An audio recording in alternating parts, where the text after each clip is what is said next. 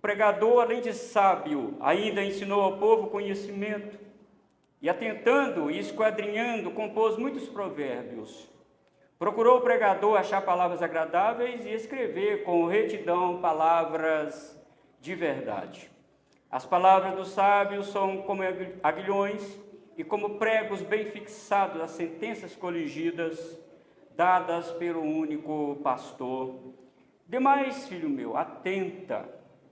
Não há limites para fazer livros, e o muito estudar é enfado da carne. De tudo que se tem ouvido, a suma é: teme a Deus e guarda os seus mandamentos, porque isso é o dever de todo homem.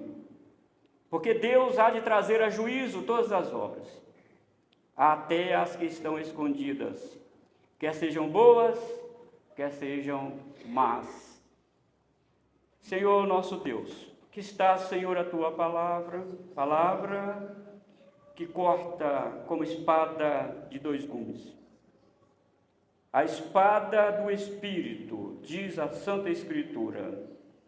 Ó Senhor Deus, apieda-te de nós mais uma vez. Eu peço ao Senhor que venha me ajudar, ó Pai, a transmitir a tua palavra aos teus filhos nessa noite. Ilumina, ajude a minha mente, Senhor, para que possamos, ó Deus, falar a tua palavra. Em nome de Jesus que nós oramos. Amém e amém. Quando você compra um eletrodoméstico, você lê e segue as instruções do manual. E quando você vai à farmácia e compra um medicamento, você segue as instruções da receita e também da bula? Você lê a bula desse medicamento? Tomar medicamento errado e em quantidade desproporcional pode levar a uma pessoa à morte. Outra pergunta: para onde você está indo? O que você está fazendo aqui nessa noite? O que esses 29 sermões em Eclesiastes falou com você? Qual é a lição que você tirou até aqui? Para que alguém, irmãos, consiga chegar ao destino certo, é preciso ele trafegar na rodovia certa, seguir e obedecer às placas de sinalizações da rodovia. Caso contrário, você pode sofrer um acidente grave. Por isso, o Eclesiastes é um livro de sabedoria vindo de Deus para nos orientar como viver neste mundo de vaidade. E a Escritura diz que este mundo é trevas. Não dá para você, sem a santa palavra de Deus, olhar para este mundo e ter um norte. Você não tem de forma alguma um oriente de onde nasce o sol. Por isso a palavra desorientado é sem oriente. Você não sabe onde está a luz, onde nasce a luz. Mas quando você tem a palavra de Deus como guia da sua vida ética, moral, espiritual, você cai no Salmo 119, versículo 105, lâmpada para os meus pés é tua palavra e luz para os meus caminhos. E a palavra do Senhor em Eclesiastes também é isso. Desprezar, irmãos, ou dar de ombros ao que Deus ensina neste livro e em toda a Santa Escritura é colocar-se à beira do precipício eterno. É viver em completo desespero, sem esperança e sem sentido. E na última instrução que vemos aqui no sermão passado, Deus adverte seu povo, principalmente o jovem: lembra-te do teu Criador nos dias da tua mocidade. Você está morrendo e você vai morrer. Todos, diz ele, estão indo para a sepultura, não tem escapatória. Você só escapará da sepultura se Jesus vier pessoalmente buscar a sua igreja se você estiver vivo. Caso contrário, você enfrentará a morte. E ele, poeticamente, nos mostrou como o homem está morrendo: as pernas enfraquecendo, os braços trêmulos, os dentes caindo e o cabelo ficando branco como amendoeira. E ele declinou aqui poeticamente como o homem está morrendo. e volta ao pó. E agora ele fecha esse livro dizendo que você precisa atentar para aquilo que ele ensinou. E ele diz que são palavras sábias, palavras vindas de Deus, palavras que vêm nos orientar para viver neste mundo de vaidade. O pregador agora vai nos mostrar como ele ensinou a sabedoria e para qual propósito ele escreveu este livro. Ele vai falar também no último verso que todos enfrentarão o tribunal de Deus. Todos que estamos aqui nessa noite, sem exceção, vai dar de cara com Jesus. E todas as obras que fizemos aqui, quer sejam boas, quer sejam más, vão estar lá. E sabendo disso, nós precisamos atentar para aquilo que a palavra de Deus nos fala, irmãos.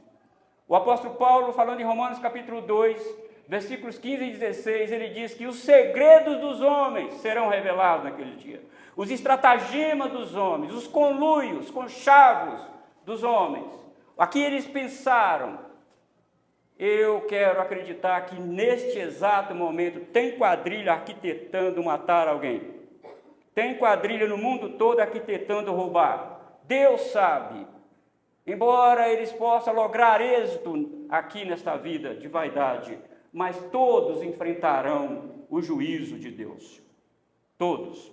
Por isso ele sempre falou do temor e da sabedoria. Repetidamente ele diz temor, temor e temor. E repetidamente está falando sabedoria, sabedoria e sabedoria. Então o temor do Senhor é o princípio da sabedoria. De que maneira o temor do Senhor é o princípio da sabedoria? Como nós alcançamos isso? Diz ele no versículo 9 e 10. É preciso que haja essa entrega da sabedoria.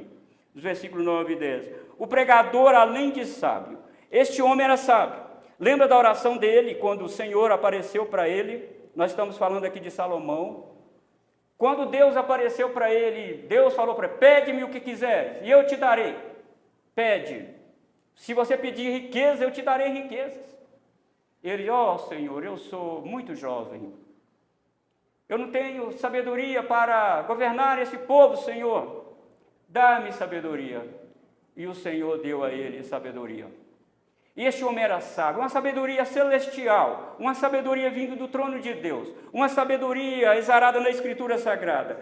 E aprove ao Espírito de Deus inspirá-lo para ele escrever essa sabedoria para nós. Nós vimos aqui ao longo desses sermões que nós nos declinamos nele aqui nessa noite. Ele é sábio, mas não é só sábio dizer, e ainda ensinou ao povo conhecimento. O que adianta escrever livros? O que adianta estudar? O que adianta tudo isso se nós não ensinamos? Qual é a razão de um pastor estudar, passar longos anos no seminário, fazer mestrado, doutorado, e eu acredito que tem que fazer mesmo, tem que estudar, porque o mundo é assim. O que adianta tudo isso se ele não ensina a verdade da palavra do Senhor?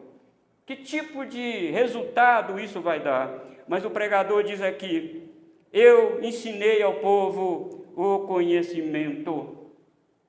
Amados irmãos, é triste falar, mas nos dias do profeta Oséias, o povo estava indo para a bancarrota espiritual. O povo estava deixando o Senhor. E de repente Deus brada lá através do profeta Oséias, no capítulo 4, versículo 6. O meu povo perece porque não tem conhecimento. O Senhor Jesus Cristo também falando aos saduceus, ele disse, errais não conhecendo as Escrituras e nem o poder de Deus. Quanto ao analfabetismo espiritual nós temos hoje nesta geração, quantas pessoas deixam de debruçar diante da Escritura e ler e meditar. Nós estamos numa era de que tudo tem que ser pela internet, vídeos curtos, ninguém tem paciência de ouvir um sermão de 40 minutos. Tem que ser um devocional de 1 minuto, no máximo, para a pessoa conseguir assistir. Estamos, irmãos, nos afastando da palavra de Deus. Estamos nos afastando do conhecimento de Deus. Então aqui ele ensinou, ele recebeu sabedoria, mas ele ensinou o conhecimento ao seu povo. Ele ensinou: saber a verdade e não ensinar é grave pecado. Saber a verdade, ou não saber a verdade por negligência também, é grave pecado. Hoje, o coração do pastor ficou bastante triste. Tivemos pouquíssimas pessoas aqui na escola bíblica dominical. Onde estavam os crentes? Não querem aprender? Ou sabem tudo? Ou então seus filhos, que você não traz aí para a escola bíblica dominical? Seus filhos sabem tudo? Você sabe tudo? Não, você precisa trazer seus filhos para a escola bíblica dominical. Nós lemos aqui, em Deuteronômio capítulo 6, coloca a faixa da escritura, da minha lei na testa desse menino, porque se não colocar, a besta vai colocar o chip dela na cabeça desses meninos. As universidades vão ensinar, vão colocar esse chip mundano, as filosofias mundano, os costumes mundanos. Se você não colocar, amarrar as tiaras da escritura na cabeça desse menino, não é amarrar fisicamente, é implantar. E nós lemos aqui hoje que os filhos perguntavam: por que nós temos que obedecer esses estatutos e juízos, Senhor?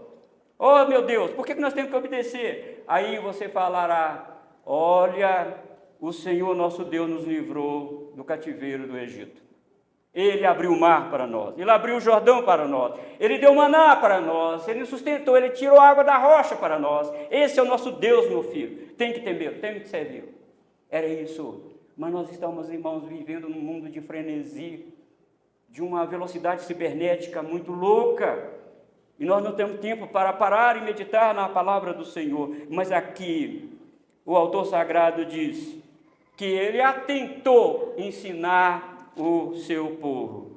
Atentar aqui, irmãos, é uma maneira de ele dizer, ele olhou os dois pratos da balança, porque aqui atentar é um costume comercial, não é o que o português fala, mas no hebraico é o comerciante ter os dois pratos da balança. Ele coloca a mercadoria na balança e coloca o peso na outra balança, até os dois pratos ficarem.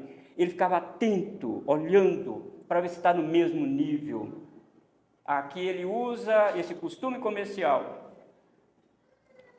de colocar e nivelar os pratos. A sabedoria, nem para mais e nem para menos, de uma maneira que todos entendessem o que ele estava falando.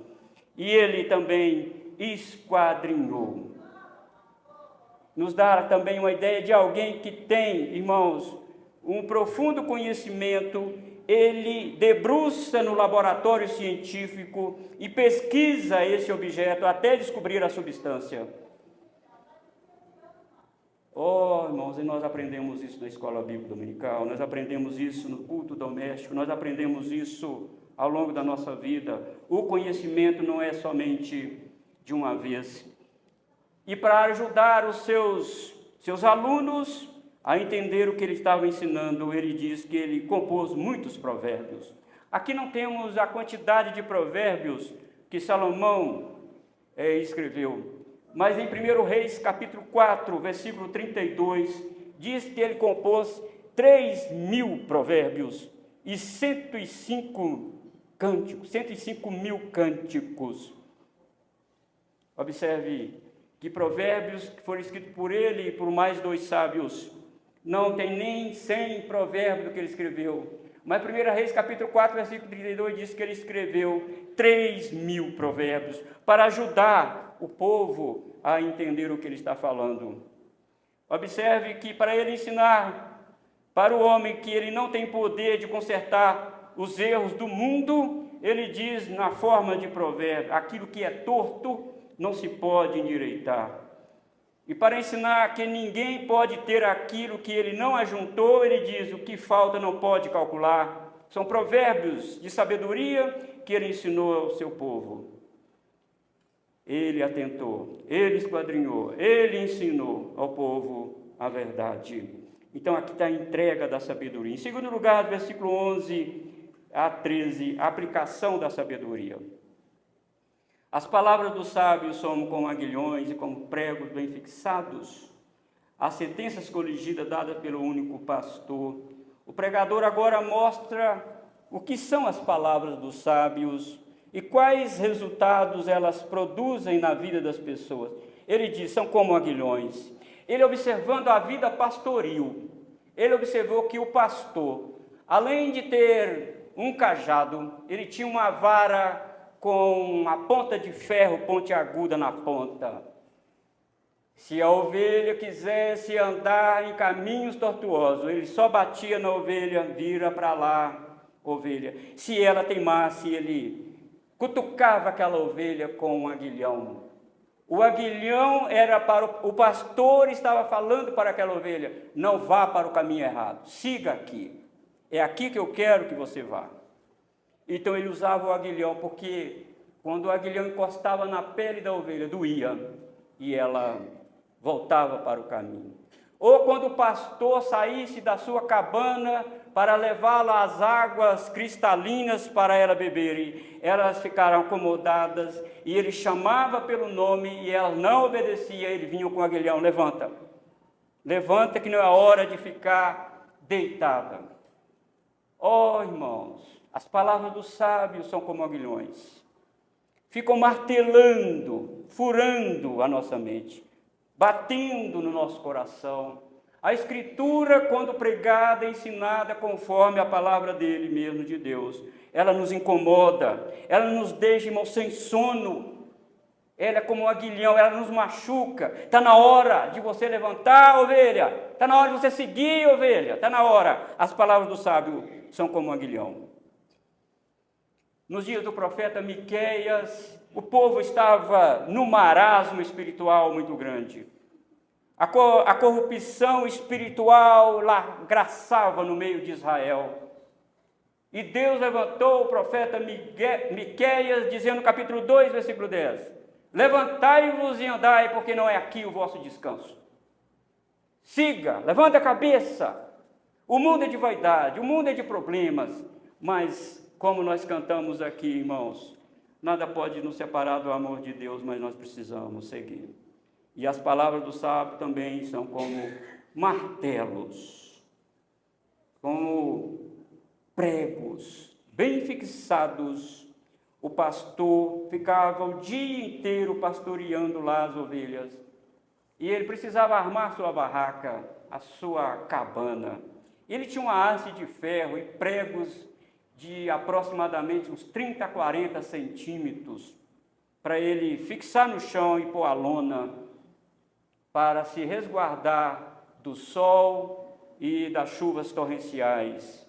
E o pastor, enquanto a ovelha está lá no pasto, ele está resguardado do sol. Oh, olha onde o Corrélio nos leva aqui, irmãos. Ele olhando aqui, ele diz, as palavras do sábio traz conforto, traz segurança, traz bem-estar. A vida com Deus faz isso. A vida com Deus, irmãos, nos dá tranquilidade. A vida com Deus faz nos olhar altaneiramente, mesmo diante das dificuldades, diante dos problemas.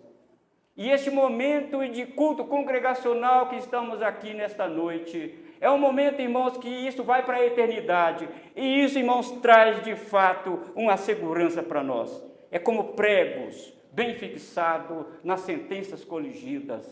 Diz o pregador, palavra do sábio, são esses pregos bem fixados. Então, pregos fala de comodidade, a palavra de Deus nos traz alento, nos traz segurança. Enquanto o aguilhão fala de movimento, está na hora de você levantar, ovelha. Então, essa aplicação da sabedoria, as palavras dos sábios fazem isso conosco. Mas o versículo 12, diz o Corrélio, demais, filho meu, atenta, não há limite para fazer livros, e o muito estudar é enfado da carne. É sabido que a escrita, ela se deu no ano 3000, a partir do ano 3500 a.C. Aí começou-se a escrever. Os povos começaram a formar sílabas, começaram a escrever aquilo que eles pensavam no ano 3500 a.C. E a partir deste tempo de 3.500 anos antes de Cristo até agora, quantos livros são escritos? Hoje nós temos tantos livros livros de toda a área que você quiser estudar, pesquisar. Mas aqui o sábio diz, cuidado, não confie nesses livros, porque esses livros nem sempre falam a verdade. Esses livros, se você continuar a buscar a sabedoria neste livro, se você começar a estudar demasiadamente esses livros, você, meu filho, vai ficar enfadado, você vai ficar cansado. Alguém publica uma tese de doutorado, vem outro, escreve outra tese de doutorado, derrubando aquela tese dele. E não para. Como o filósofo Hegel escreveu, síntese, antítese e síntese de novo. Tese, síntese e antítese, e não para. Esse círculo não para. Alguém escreve uma tese, tem que fazer uma síntese, depois tem que fazer uma antítese e vai. E não para. Nós que estamos, irmãos, com a nossa biblioteca de livros teológicos e religiosos, nós precisamos saber, ter sabedoria para escolher quais livros nós vamos estudar. Mas as pessoas estão buscando demais a sabedoria em outros livros e estão esquecendo a sabedoria deste livro. Oh, filho meu, atenta, diz ele. Atenta, não há limite para fazer livros. E ele agora no versículo 13 nos adverte, de tudo que se tem ouvido, assuma e teme a Deus e guarda os seus mandamentos. Temer a Deus, ter temor a Deus é ter reverência a Ele.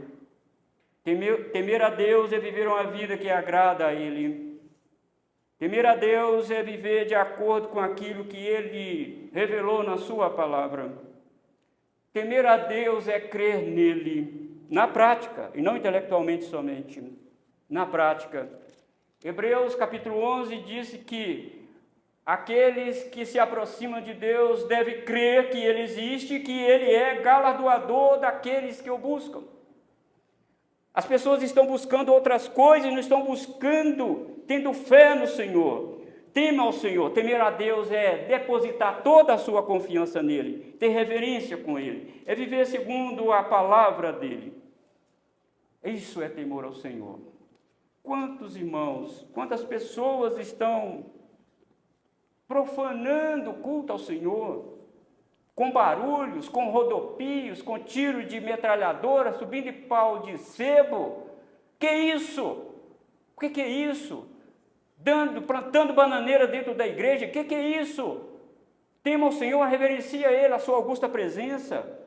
Mas não é só temer ao Senhor, quem teme ao Senhor guarda os seus mandamentos, diz ele. Aqueles que dizem que temem a Deus e vivem à margem da palavra de Deus, não têm apreço por Ele e atropelam os princípios claros e cristalinos da palavra de Deus. Em suma, essa pessoa não teme a Deus coisa nenhuma.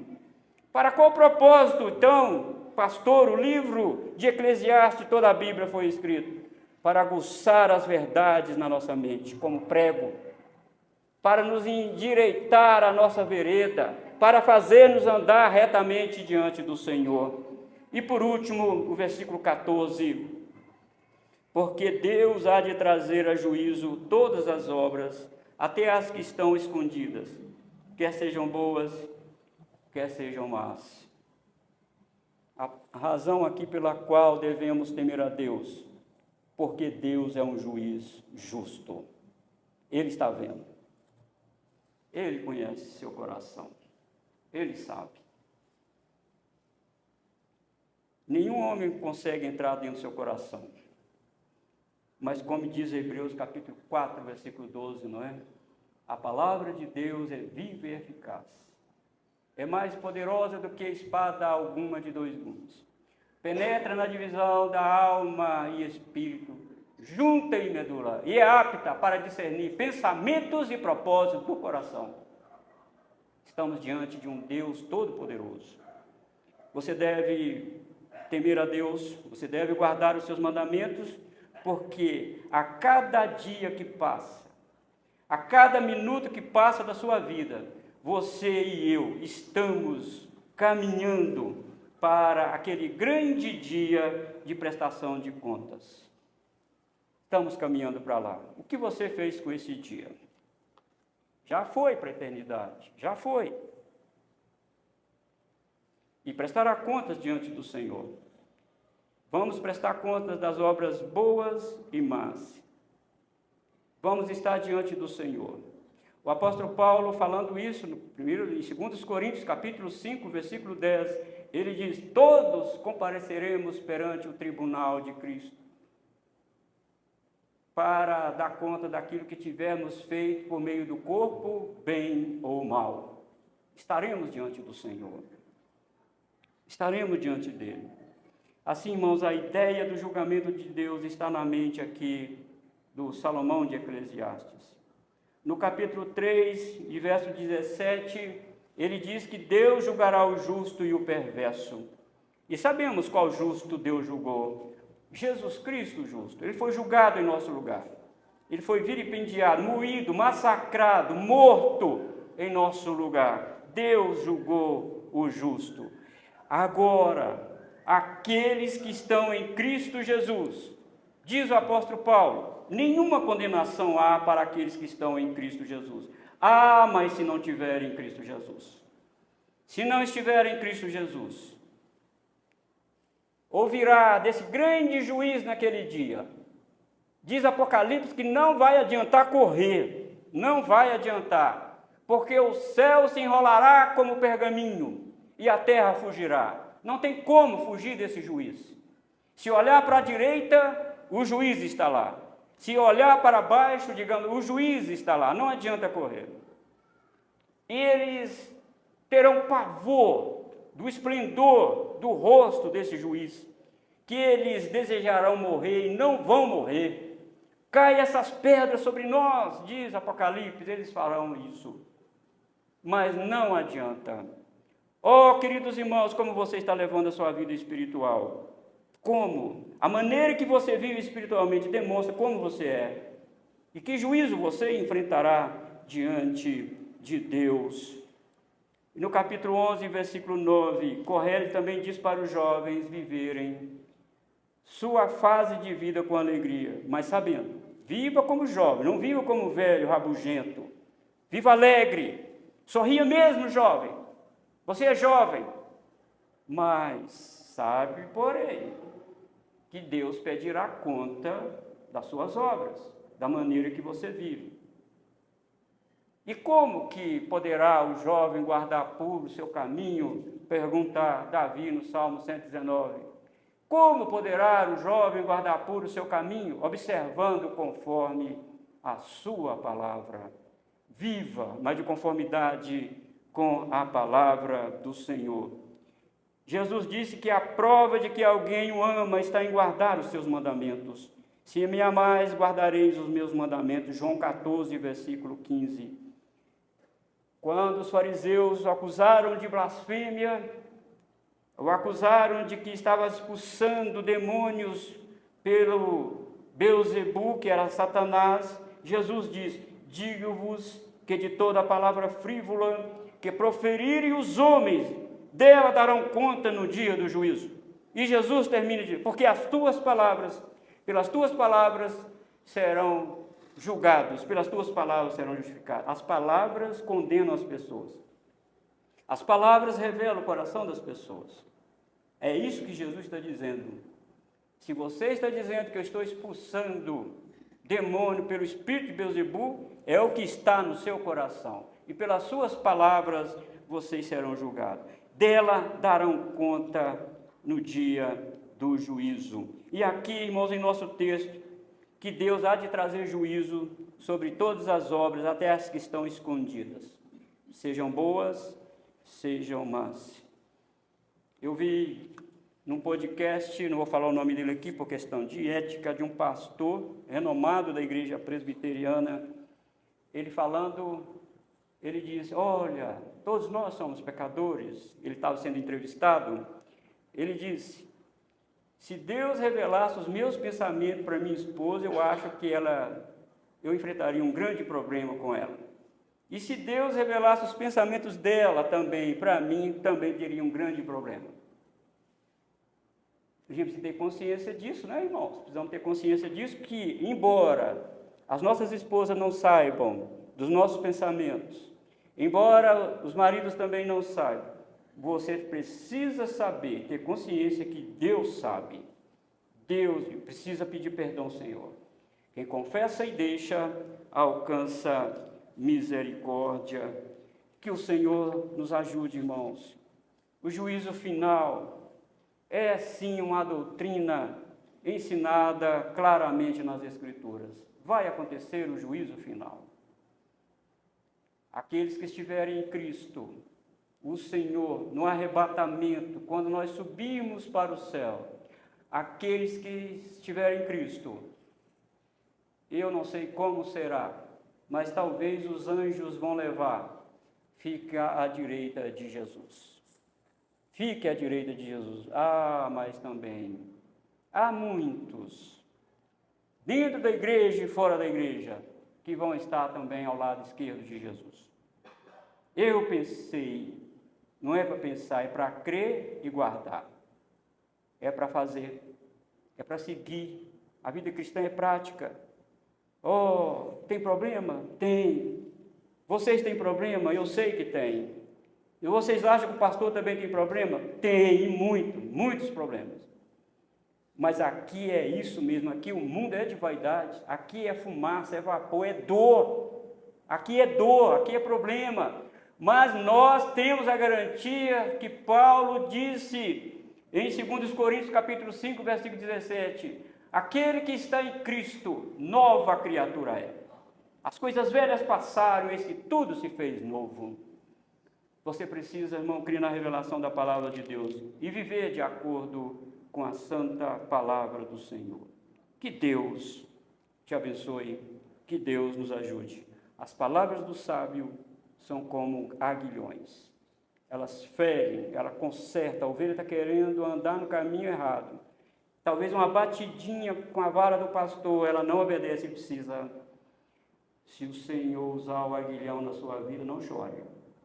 Não chore, é porque Ele te ama. É porque Ele te ama.